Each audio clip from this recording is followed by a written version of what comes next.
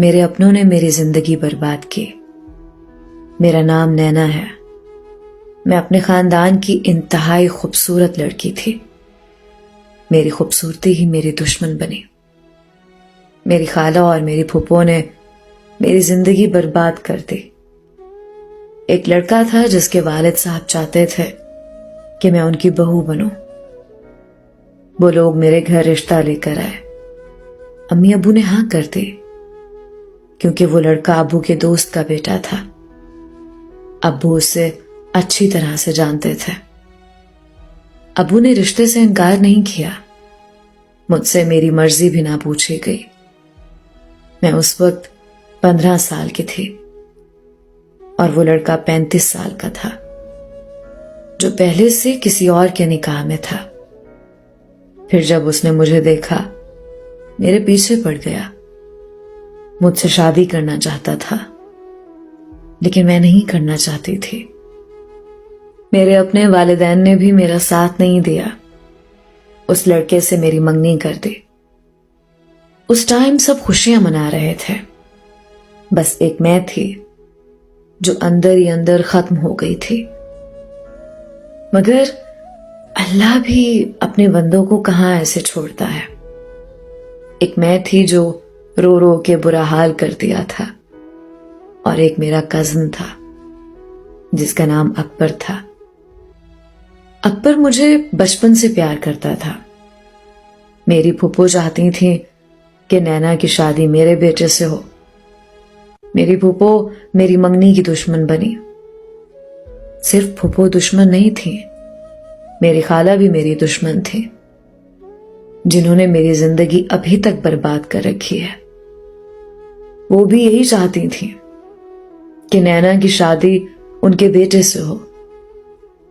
سب کے سب میرے دشمن بنے، میری زندگی حرام کر کے رکھتی تھی۔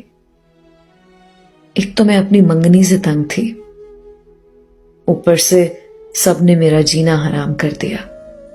اکبر جو مجھے بچپن سے پیار کرتا تھا وہ بھی مجھ سے نفرت کرنے لگا۔ وہ سمجھا کہ میں خوش ہوں اس منگنی سے۔ جب منگنی کو 6 ماہ پورے ہوئے تو سب نے شور ڈال دیا کہ جلدی سے شادی کریں۔ مگر جب یہ بات مجھے پتا چلی کہ میری شادی ہونے والی ہے، میں اپنی زندگی سے بیزار لڑکی فوراً خودکشی کرنے کی کوشش کی۔ اپنے ہاتھ کی نس کاٹ دی میں نے۔ والدین تو اپنی اولاد سے پیار کرتے ہیں نا، پھر میری ماں نے ایسا کیوں کیا؟ سب نے بولا اسے ہسپتال لے کر جاؤ، مگر میرے ماں باپ نے بولا چھوڑ دو اسے، مر رہی ہے تو مرنے دو۔ پھر میری آپی اور کزن جیسے تیسے کر کے امی ابو سے لڑائی کر کے مجھے ہسپتال لے کر گئے۔ یہاں کے ڈاکٹر نے جواب دے دیا، بولا اسے حیدرآباد کے ہسپتال لے کر جاؤ۔ امی نے پھر وہی بات کی، نہیں حیدرآباد نہیں لے کر جائیں گے، جو کرنا ہے یہی کرو، نہیں تو اس کو مرنے دو۔ میری منگنی جس لڑکے سے ہوئی تھی وہ بھی حیدرآباد کا تھا۔ امی کو یہ ڈر تھا کہ اگر ان کو یہ بات پتا چلے گی تو رشتہ ٹوٹ جائے گا۔ پھر بھائی اور کزن نے کسی کی ایک نہیں سنی، مجھے اسی وقت حیدرآباد کی ہسپتال لے کر گئے۔ میرا علاج کیا گیا۔ کچھ وقت بعد میری حالت تھوڑی سنبھلی۔ اللہ پاک نے مجھ پر کرم کیا۔ میری خودکشی کی خبر پورے خاندان میں پھیل گئی۔ پھر سب نے اپنے اپنے انداز کی بات کی۔ کسی نے کیچڑ اچھالا مجھ پر تو کسی نے گند ڈالا۔ قرض جتنے منہ اتنی باتیں۔ پھر کسی نے ہمیں خبر دی کہ میرے منگیتر کا اپنے محلے کی لڑکی سے چکر تھا، وہ اسے لے کر بھاگ گیا۔ چلو جو ہوا اچھا ہوا، میری جان تو بچ گئی۔ میری شادی نہیں ہوئی، رشتہ ٹوٹ گیا۔ جب میرا رشتہ ٹوٹا یہ بات اکبر کو پتا چلی، وہ بھی بہت خوش ہوا۔ اب بس اس کی یہی کوشش تھی کہ کسی بھی طرح اپنے دل کی بات مجھ تک پہنچ جائے۔ اس وقت میں بھی بہت دکھی تھی، اندر ہی اندر ٹوٹی ہوئی۔ سب نے کوئی کسر نہیں چھوڑی مجھے تنگ کرنے کی۔ ایسی ایسی باتیں کرتے تھے کہ میرا جینا حرام کر دیا۔ گھر والے بھی تانے دینے لگے تھے، بے سہارا ہو گئی تھی میں۔ پھر اکبر نے اپنے دل کی بات میرے سامنے رکھی۔ مجھے اس وقت اس سے کوئی ہمدردی نہیں تھی، مگر میں نے اسے ہاں کر دی۔ پھر اس کی محبت نے میری زندگی روشن کر دی، مجھے اتنا پیار دیا کہ پرانے سارے زخم اس نے بھر دیے۔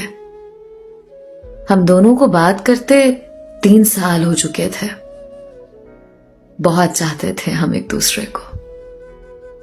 یہ بھی برداشت نہ ہوا میری امی، خالہ اور پھپھو کو۔